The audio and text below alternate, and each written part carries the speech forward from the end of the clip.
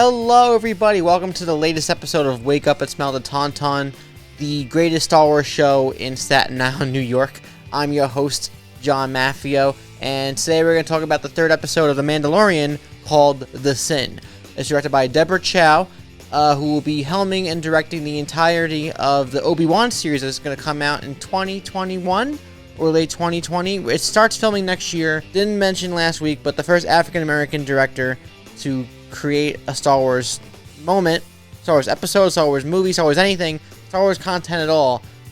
First black man to direct a Star Wars thing last week, and this week is the first woman to direct a Star Wars thing. If you want an idea of how high or low on the quality scale the Obi-Wan series is going to at least look from a directional standpoint, visual standpoint, have no worries, because this episode kicks a lot of ass. It's perhaps even the best episode of the season so far.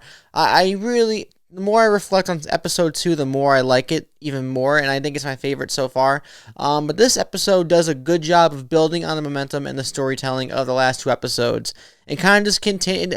I'm noticing more and more that we're not getting a lot of plot in each episode, but we are. It's like we're getting the progression of a simple story that seems to be Mandalorian, who has a mysterious past that we're slowly learning more about, is tasked with the bounty of hunting this asset and bringing the asset dead or alive, or preferably alive. And we find out this asset was a baby version of the species that we know, the one person or two, I guess, if you know Yaddle, Yoda. So we call him Baby Yoda. What is in my eye? Did I mention I bought him a Clunky shirt? Look at this. $20 well spent. But yes, I think this episode takes full advantage of building upon what was previously seen in the other 2 episodes and giving us a little bit more and ending on a climatic action finish that just leaves you in a state of euphoria if you're a Star Wars fan, especially if you're a fan of Mandalorians and a fan of the Clone Wars series, and just this. If you're a fan of the show at all, especially this show, then you're gonna get what you've been asking for from the moment you heard about a Mandalorian show coming out. We get more Baby Yoda, and every time they pause or reflect on Baby Yoda for even a split second, we see a little bit of emotion out of him, whether he's gazing around at this sleazy spaceport on this planet, being taken away by the Imperials without knowledge of why he's being separated from the Mandalorian, when he's being experimented on. It's every shot. It's like, this poor baby, just leave him alone. He's innocent. He's precious. Let him be! The mix of animatronics and CGI facial animation in this is incredible. It is. And they really do a great job of pulling you into, at least, if you don't care about the story, I think you at least can grow some sympathy for Baby Yoda, because he's a cute, innocent baby. It doesn't really know any better, even though he's 50 years old. I think we're pretty sure now it's a he, by the way.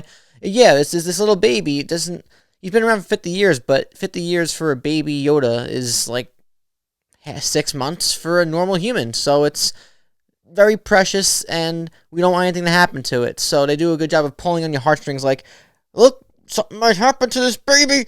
Don't you feel bad about it? Oh! And obviously we see that Mando is sharing similar mutual feelings there, that he's grown fond of this baby. He doesn't want anything to happen to this baby. Whenever he questions Werner Herzog of what's happening, it's like Werner Herzog just flipped the switch and he goes, "That's uncharacteristic of you to say."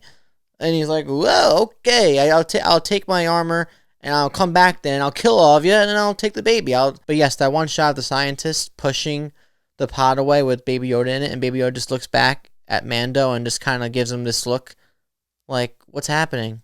What's happening?" He has these little eyes and he just kind of puts his eyes down, like, I guess you don't like me.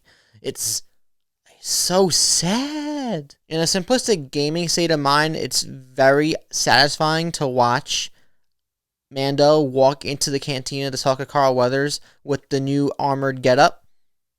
This is the reward he gets, all these armored plates from Werner Herzog's character for bringing the asset in. And as we know, he's going to use this to his advantage later to get the baby back. But to watch that little grand moment, to him walk in, we see the new armor, it's like, God damn, he looks good. Yeah, it's like, it feels good to see that. The show, as of now, has been really emphasizing the upgradable aspect of the Mandalorian character, where he's upgrading his armor, and he's got to go from level to level. He's got to fight. He's got to fight this horned creature. He's got to go through the Jawas, and he's got to go from planet to planet.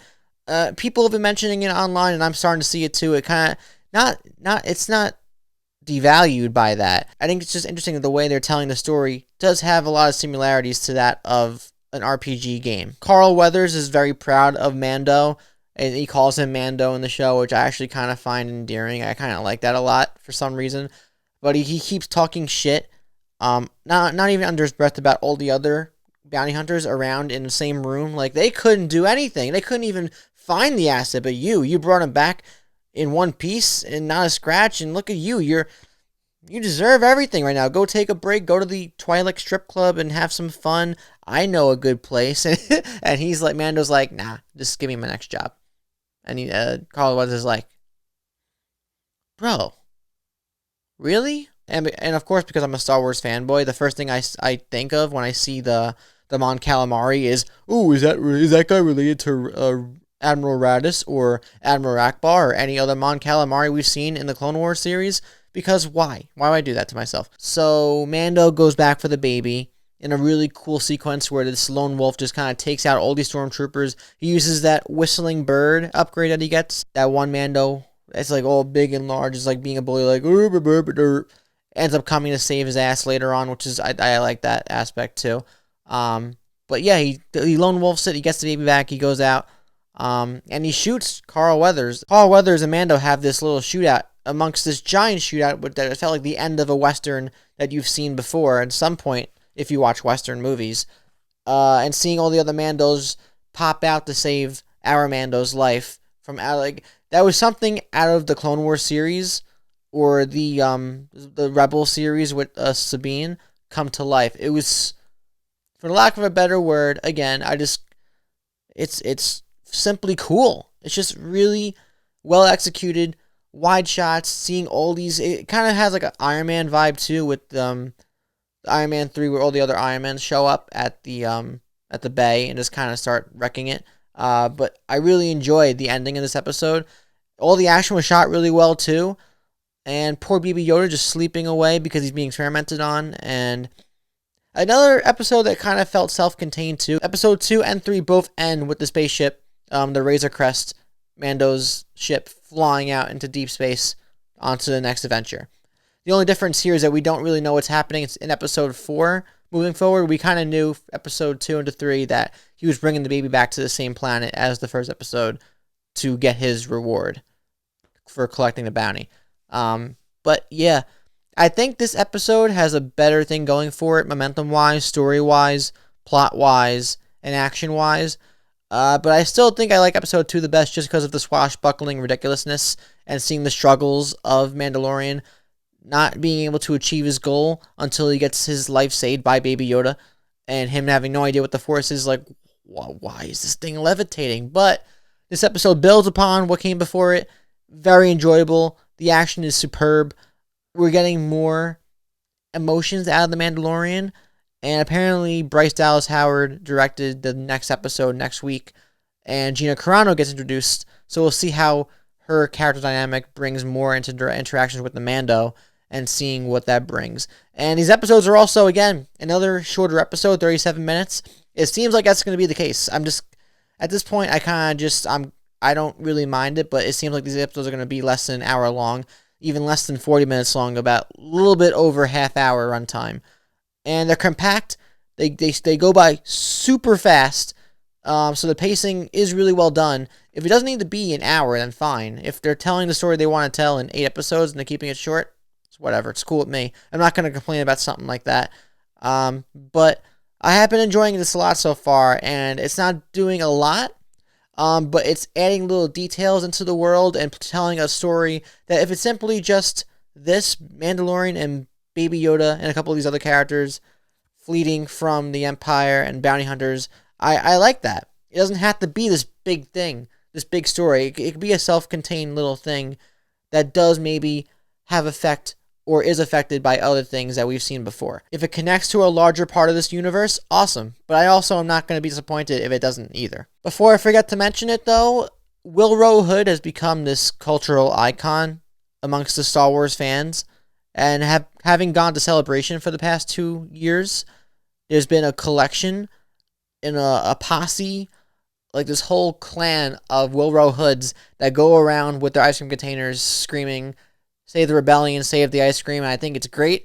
And I think it's somehow permeated into actual Star Wars lore, because I have to think that their influence impacted Jon Favreau's and Dave Filoni's screenwriting process, where they had to include this little, why don't we throw the ice cream container into one of these episodes? And it turns out these ice cream containers that really obviously look like ice cream containers are actually space holders for, I guess, rewards for bounties, or just maybe like mini luggages. So if you need something compact to bring like your blaster in, or bring, I don't know, a furry coat in, just something. If you're traveling from planet to planet and you don't really have a ship and you need something, this could probably do the job for you. And for the Imperials, they leave all their rewards for bounties when they're trying to get things done and doing their sleazeball operations. Here you go. Boop, and it opens up like this in all 360. Woof! It's visual storytelling, which is, this whole show has been a lot of visual storytelling, and I really appreciated that little thing. That's awesome to me. But I want to know from all you guys, what did you think of this week's episode of The Mandalorian? Let me know in the comments down below. How would you rank it so far amongst these 3 episodes? Here's my question for you guys this week.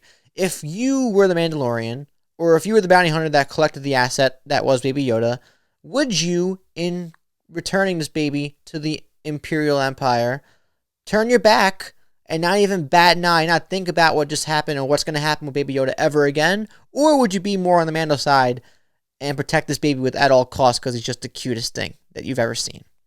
I fall on that side. I would not give away that baby. No, he's too... And he's got the Force, and he could... Like, not only is he a cute little friend of yours, but he could save you in the long run. Thinking. But once again, as always, if you watch this episode or watch any of these episodes, thank you for tuning in and sticking around. I really appreciate the viewership.